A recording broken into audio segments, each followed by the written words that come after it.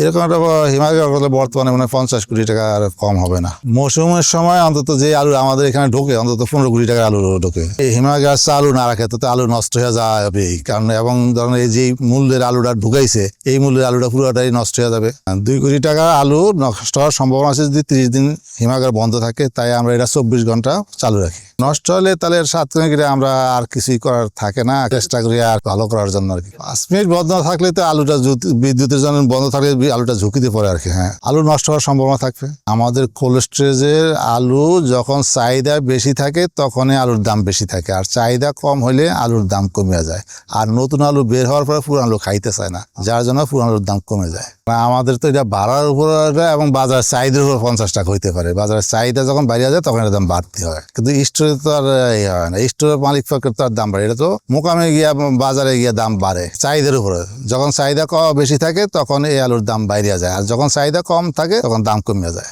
Cold স্টোরেজে আলু আসলে তো আর দাম বাড়বে না। যখন মোকামে নিয়ে বিক্রি করার সময় হয়, কাস্টমার যখন দেখা যায় এটা চাহিদা বেশি তখন এটার দাম বাড়ে আর কি। নতুন আলু তুললে তো খেতে দাম কম থাকে, স্টোরে ঢুকানোর পরে এটার খরচা আছে না, কস্টিং খরচ আছে না, এই কস্টিং খরচে গিয়ে যায় এটার বিভিন্ন ভাবে যে আলুর দাম বাড়ে। বাজারে যদি মনে করেন আলু যারা নতুন আলুটা 20 টাকা থাকে, তাহলে এখানে আনার যে কেরিং খরচ এবং স্টোর খরচ এগুলো নিয়ে আলুর দাম অনেক বাড়িয়ে যায়। মনে করেন ধরেন 30-40 টাকা বেড়ে যায় কেজি। তোলার পর খেতে আপনার 15-20 টাকা থাকে, 20 টাকা। এখানে আসা ধরেন 30 টাকা, কোল্ড স্টোরেজ 30 টাকা। আলুটা খেতে থেকে তুললা লেবার খরচ দিয়া স্টোরে আনতে যে নৌকা ভাড়া, বস্তা, বিভিন্ন রকম যে খরচ আছে, এই খরচটা আলুর উপর পড়তেছে না, এই জন্য দাম বাড়ে। সবথেকে বেশি আলু নষ্ট হবে যদি মেশিনের কোনো সমস্যা হয়, যদি মেশিন বন্ধ থাকে, কোনো মেশিন নষ্ট হয়ে গেছে বন্ধ থাকে, তাহলে যে আলু নষ্ট হবে। আলু যখন আপনার স্টোরে আইনে রাখলেন, রাখার পরে দেখা গেছে যে আলু ঢুকাইতে কিছুদিন সমস্যা হলে আবার মেশিনে কিছু সমস্যা দেখা দিছে, রুম কন্ট্রোল করতে পারতেছে না, এই ধরনের কারণগুলিতে আলুর ক্ষতি হয়। একটা বস্তার ভিতরে আমরা 50 কেজি আলু ঢুকাই, দেখা গেছে যে হয়তো 10 কেজি আলু বলে বা 20 কেজি আলু ফসে গেছে। কোল্ড স্টোরেজে মেশিন যদি আপনার টেম্পারেচার কন্ট্রোলে না আনতে পারে এই সমস্যা। টেম্পারেচার থাকবে আপনার 35, 34 থেকে 35.5 পর্যন্ত থাকে। হ্যাঁ, সব আলু একই তাপমাত্রায় রাখা হয়। এক মাত্রায় রাখা হয়, এটা না রাখলে তো আলু ক্ষতি হয়ে যাবে।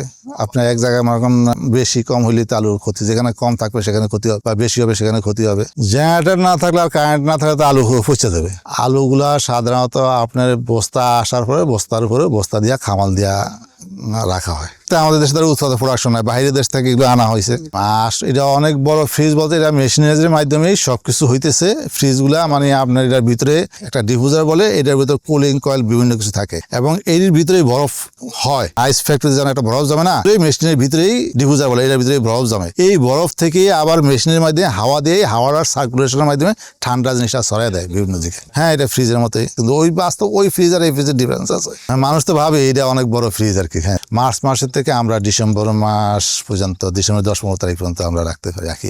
এরপরে আলু রাখলে আলুর কোয়ালিটি মান নষ্ট হয়ে যায়, ভালো থাকে না। এই সীমানার যারা কাজ করে সারা বছর তারা গরম পোশাক পরিয়ে ভিতরে ঢুকতে হয়, কাজ করতে হয় ঠান্ডার ভিতরে। ওই যে 35.5 তাপমাত্রায় আমরা ঠান্ডা যেটা আর কি দেয়, এর ভিতরে থাকতে হয়, কাজ করতে হয় গরম পোশাক পরিয়া আমরা ভিতরে যে হাতে ধরিয়া লাড়িয়া কাজ করতে হয়। তো মাথায় মাথায় দিয়ে আনতে হয়, মাথায় উঠে আনতে হয়। একজনের মাথায় আরেকজন তুলিয়া দেয়, এরা আনিয়ে আরেক জায়গায় ফালায়, আবার একজনের হাতে ধরিয়া পাল্টাইতে হয়, করতে হয়, গরম পোশাক অনেকক্ষণ থাকতে হয়। আলুটা ভিতরে চেঞ্জ করতে হয়, মানে আপনি এই জায়গায় রাখছেন, এখান থেকে ধরিয়া আবার এক জায়গায় রাখবেন। এইভাবে চেঞ্জ করতে গেলে আপনার ধরেন 1-1.5 ঘন্টা থাকতে হয় ভিতরে, তখন আপনার গরম পোশাক ছাড়া থাকতে পারে, সম্পূর্ণ ঠান্ডা। যারা কাজ করে তারা গরম পোশাক নিয়ে যাইলেই তাদের অভ্যাস, কিন্তু নিয়ে কাজ করতে হয়, তা না হলে কাজ করতে পারবো না।